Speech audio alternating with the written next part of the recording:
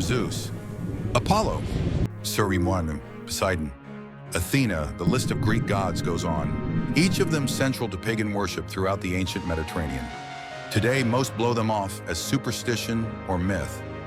I know I did for a long time, but according to a growing body of theological research, the origins of these beings may be rooted in something far older and far darker than myth. That's what we're talking about today. A growing number of theologians and researchers argue that the ancient Greek deities known as the Greek gods were actually the fallen angels, the rebellious sons of God described in Genesis 6. They took them as wives and fathered children by them. Children described in the Bible as the mighty men of old, the men of renown. Now Enoch identifies these sons of God as the Watchers, a group of 200 angels who descend on Mount Hermon, took human wives and fathered giant hybrid offspring. This is crazy stuff. Now these offspring, the Nephilim, were not only physically massive, but they were spiritually and morally debased. Evidence suggests Mount Hermon may be the original inspiration behind Mount Olympus. The Watchers are said to have descended onto Mount Hermon. The name Hermon derived from Hebrew root meaning devoted to destruction or cursed. Now meanwhile, Greek mythology places gods on Mount Olympus, both mountains associated with forbidden unions with humans and spiritual corruption. Missler and Johnson suggest that Mount Olympus is simply a corrupted cultural memory of Mount Hermon, the real mountain where heaven and earth first collided in rebellion. This gets even much deeper, so you guys need to stick around. Okay, so Dr. Michael Heiser argues that Genesis 6 is part of a larger biblical worldview in which supernatural rebellion of the Watchers introduced chaos into the human world. While surrounding cultures glorified these divine beings, these rebels as gods and heroes, Genesis strips them of their divinity and names them for what they are: fallen angels and corrupt offspring. Now the connections become especially clear when we examine Greek mythology. Before the Olympians, there were the Titans, cast into Tartarus, an abyss of divine punishment. This word Tartarus is particularly important. In 2 Peter 2:4, Peter writes that God did not spare the angels who sinned, but cast them down to Tartarus and delivered them into chains of darkness. Peter deliberately borrows the Greek term, not to affirm mythology, but to reframe it, revealing the truth behind the myth. He argues that the gods of the pagans were real beings, fallen angels and their Nephilim offspring masquerading as deities. And over time, humanity worshipped them. This is how paganism was born. The Watchers taught forbidden knowledge, and they received worship in return. After the flood, their stories endured. The memory of the Nephilim preserved as mighty heroes, their angelic fathers worshipped as gods. According to ancient Jewish tradition, the spirits of the Nephilim didn't die in the flood. They remained restless, malevolent. These wandering spirits we now call demons. So to be clear, the gods of the nations were real, but they were spiritual imposters. Their worship was given to demons, the disembodied spirits of the Nephilim, still wandering the earth, deceiving humanity. Genesis 6 makes an interesting statement. The Nephilim were on the earth in those days and also afterward. That phrase has puzzled scholars for centuries.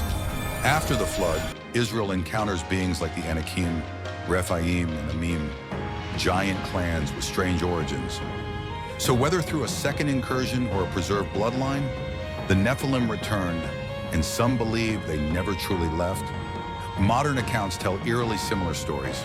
Beings descending, abducting humans, producing hybrids. Today we call them aliens, but through Genesis 6 they look hauntingly familiar. These stories told across centuries are consistent, often medically documented, accompanied by physical evidence.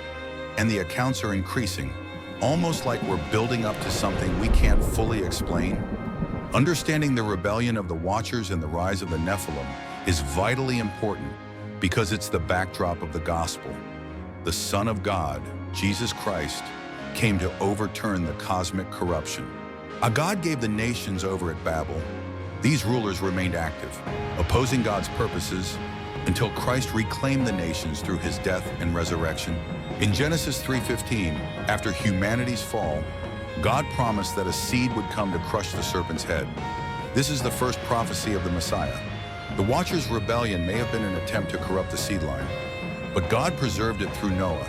The flood was part of his plan to protect the promise, and Jesus, he came to end it decisively. Paganism collapsed in his wake. Demons begged not to be cast into the abyss, the same prison where the watchers were judged. Revelation speaks of beasts rising, deceiving the nations, empowered by dark spiritual forces. Many believe this points to the same rebellion that began in Genesis 6, resurfacing at the end of days. Jesus warned of false prophets and deceptive signs, miracles that dazzle but are powered by darkness, wonders meant not to save but to enslave. Revelation calls it Babylon the Great, mother of abominations, a final empire of deception, wealth, and false worship. In the last days, deception won't only come through temples and idols, but through systems of false worship and illusions that enslave the mind. Yet the scriptures remind us, the gates of hell will not prevail. Even in the darkest deception, a remnant will hold fast to the truth. The battle between light and darkness, it's real. History is not random. The light spreads to every nation. Jesus is not simply a prophet or teacher. He is the answer to the ancient rebellion, the fulfillment of prophecy. The battle continues, but the victory is promised. The one true God shall reign forever and ever. He came with grace and mercy to redeem a people through love and sacrifice. Love through sacrifice, life springing from death. He is the only name by which we can be saved.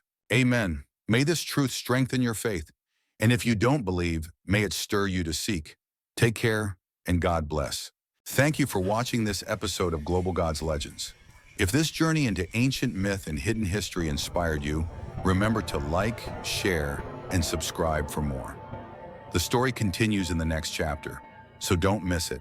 Until then, stay curious, stay inspired.